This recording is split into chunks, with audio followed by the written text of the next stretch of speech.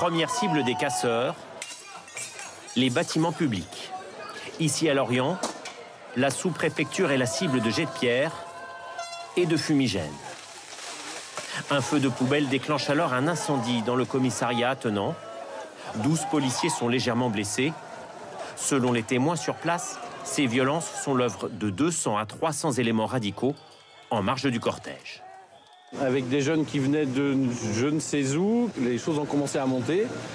Et après, il y a une forme de violence qui s'est installée. Il y a bien un groupe de casseurs et un groupe de grévistes. Il ne faut pas tout confondre. Scène similaire à Nantes, où une centaine de Black Blocs provoquent des affrontements avec la police avant de pénétrer dans un tribunal administratif dont l'entrée est dégradée. Comme ici à Bordeaux, des barricades, des feux de poubelle et des violences à Rennes et au Havre. À Rouen, une femme de 40 ans a le pouce arraché lors des affrontements entre manifestants et forces de l'ordre. À Paris, ce policier doit être évacué par ses collègues, inconscient, alors qu'il vient de recevoir un projectile. Voici la scène au ralenti. Quelques secondes auparavant, il s'effondre immédiatement quand une pierre heurte son casque. Dans la capitale, selon la police, 1 millier de Black Blocs, souvent en tête de cortège, montent des barricades, provoquent des incendies et cherchent l'affrontement avec la police. Des manifestants sont pris au piège de ces violences. Il s'agit de la 9e manifestation organisée contre la réforme des retraites, la plus violente aussi depuis le début du mouvement. Mobiliser un grand nombre d'opposants au report de l'âge de la retraite à 64 ans n'allait pas de soi. Le texte a été adopté à l'Assemblée nationale il y a 3 jours grâce au 49.3. Et pourtant, vous allez le voir dans les cortèges, la motivation ne semble pas avoir faibli. Noé Gandillot, Émilie Spertino et Nicolas S. Partout en France, des cortèges très fournis, nettement plus que la semaine dernière.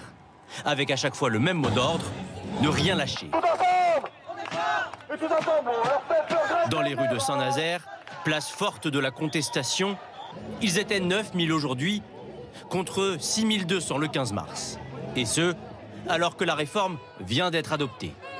Mais est-ce que ça sert encore à quelque chose de se mobiliser là ? Je vous avoue que j'ai eu un doute ce matin, parce que l'autre, il n'avait rien à faire. Mais on est là quand même. Bah là, regardez, ça continue. Faut pas lâcher. Moi, c'est ma 9e journée de grève. Mais il n'y avait pas que des habitués.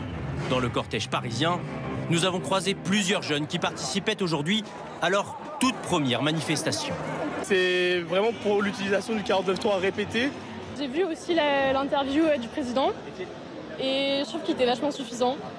Beaucoup de manifestants nous l'ont dit, ils ne se mobilisent plus uniquement contre la réforme des retraites, mais contre la manière de gouverner du président. C'est le cas de Liliane qui a pourtant voté pour Emmanuel Macron l'an dernier. Je trouve ça complètement délirant de la façon dont ça s'est passé. Sur la forme, sur le fond, il n'a rien écouté, il est méprisant.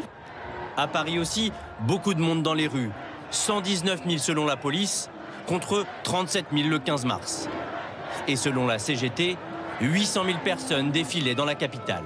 La mobilisation ne faiblit pas, mais la tension augmente. Moi, je trouve que c'est dommage parce que du coup, ça cache un petit peu le vrai message de la manifestation. Hélas, on n'est pas là pour casser, mais à la fin, si on comprend les gens pour des cons, il faut les respecter, les gens. Plus de monde dans les rues, mais moins de grévistes. À la SNCF, comme dans l'éducation nationale. 21,4% des enseignants étaient en grève aujourd'hui, contre 32,7% il y a 15 jours.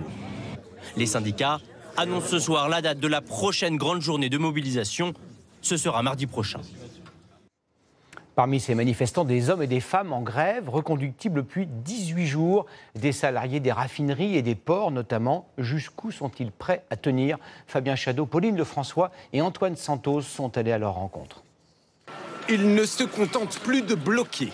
On monte une tonnelle pour le comité de grève. Ils ont décidé de dormir sur place, car ici, ils sont prêts à tenir autant qu'il le faudra. Il faut la grève générale et reconductible parce qu'historiquement, on sait qu'il n'y a que ça qui marche. À la raffinerie Total Énergie de Gonfreville en Normandie, 35 grévistes sur les 1650 salariés du site campent jour et nuit à l'entrée de l'usine. Ils veulent empêcher une éventuelle réquisition qui pourrait intervenir n'importe quand. Les roulements s'organisent. Ça va durer, donc il faut peut-être qu'il y en ait qui rentrent pour pouvoir se relayer dans la journée. Et donc du coup j'ai des collègues qui sont repartis pour pouvoir se reposer. Et puis là à 19h je serai relevé par mes collègues. À Marseille, piquet de grève à l'entrée du grand port maritime. Une trentaine de manifestants cet après-midi. Mais depuis 3 jours, 730 grévistes parmi les 1040 agents portuaires. Là aussi, la détermination semble sans faille. Aujourd'hui, on a un gouvernement qui s'entête et qui est lui-même jusqu'au boutiste. Donc on n'a aucune raison de lâcher. Il ne laisse pas d'autre choix que de s'engager sur la voie de la grève générale jusqu'au retrait. Et pour la première fois depuis le début du mouvement, un aéroport est occupé momentanément. Terminal 1, Roissy-Charles de Gaulle à Paris ce matin. Une centaine de grévistes sur les 90 000 salariés de l'aérogare bloquent l'accès routier pendant toute la matinée. Nous, ce qu'on veut, c'est le retrait total de la réforme. Il n'y a rien à négocier, il n'y a pas une ligne qui doit rester. Et pour tenir, ils sont nombreux à compter sur les caisses de grève alimentées par des dons de particuliers.